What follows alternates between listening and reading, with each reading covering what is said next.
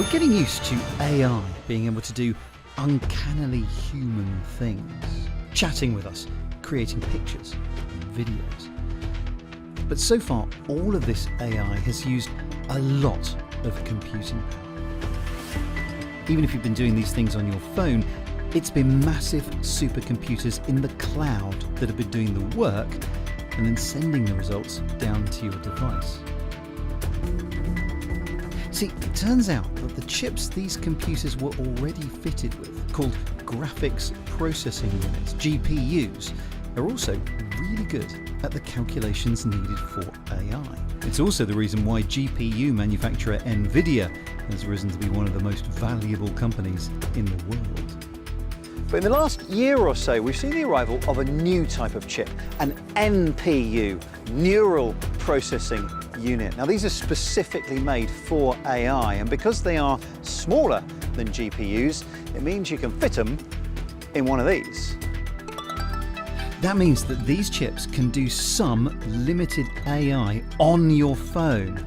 And that's why we've started to hear phone manufacturers hyping up their Apple Intelligence, Samsung Advanced Intelligence, and enhanced personal assistants like Siri and Google's Gemini that can have more natural conversations with us. How can I embarrass my sister during a wedding toast, but like respectfully? Okay, here's the deal. New Honor phones will understand the contents of your messages and open the best app to assist in whatever you've received. If it's an address, for example, it'll open Maps. This Samsung phone can now take your handwritten notes, summarize them, and make them into lists. Ihr Telefon kann in Echtzeit übersetzen. Your phone can translate in real time. And in fact, Google's new Pixel phones will listen to your phone calls and summarize them for you in text form after you hang up. One of the most recognisably AI things you can do these days is mess around with your photos. So if you want something removed from your shot, including you, well, you can tap it, erase it, and the phone will fill in the gap with a pretty good approximation of the background. So now, a few roadworks won't spoil your holiday snaps, and a random photo bomber won't ruin that otherwise beautiful moment. Remember though, generative AI can have its moments, so don't rely on it to understand exactly what you're after. Okay, it got rid of the bin and put another bin there. As well as removing things, you can also do completely the opposite, adding things in that weren't there in the first place. It's not just phones that are getting smarter, mind you. This is the latest Microsoft Surface Pro, one of the new Copilot Plus brand of PCs and tablets with onboard NPUs. Now, this uses the inbuilt AI in a number of ways.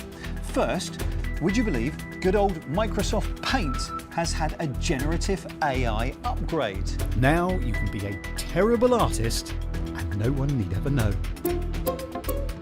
Paint's AI assistant, co-creator, will take the most pathetic of drawings and use it as a guide to come up with something far more artistic. Dun-dun-dun.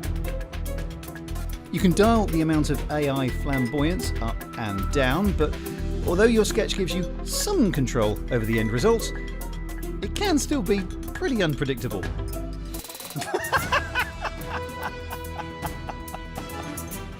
Okay, I'll leave it as an exercise for the viewer to decide which is the most pressing issue. Is it the text in the tree or the trunk hanging out of the ear? These PCs will also add some pretty subtle AI tweaks to your camera. Now, you know when you're on a video call and the other person's eyes are not quite looking at you because they're actually looking at their screen and not the webcam at the top here? Well, this computer will raise your eyes up to make it look like you're maintaining eye contact with the other person.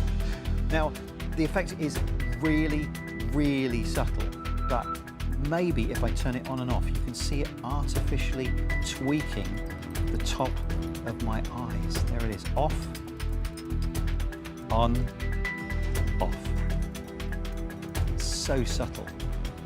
and ever so slightly freaky. And then there's possibly the most far-reaching use of AI and large language models that I've seen so far. It's called recall. This is like a photographic memory for your PC.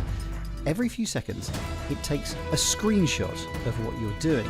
And if much later on you vaguely remember something that you saw that you wanted to find again, you can describe it to the onboard assistant, and the large language model will go looking amongst all of the thousands of screenshots for things that might match. Now, I know what you're thinking. If your computer is recording everything that you do all the time, huge privacy alarms. Am I right? That is why Microsoft is going to great lengths to reassure users that everything to do with recall stays on the device. Nothing goes anywhere near the cloud. You can also turn recall on and off for different websites, and this is also the reason why this feature is still being finalized and hasn't been rolled out yet. Because this is one that Microsoft has to get right. Google's launched a similar feature for its Pixel phones. Here you have to manually take a screenshot, after which it becomes searchable in the same way. Again, everything happens on device to keep everything private. In order to work well, AI needs to consume a lot of training data. I mean, in an ideal world, it would swallow everything about everyone. But that is something that people are starting to get worried about. And I think these new onboard neural processing units are partly there to allay those concerns. They can't match the power of AI in the cloud, but they do allow certain AI functions without your data being shared with the rest of the world. It means that your personal assistant can stay a little bit more personal.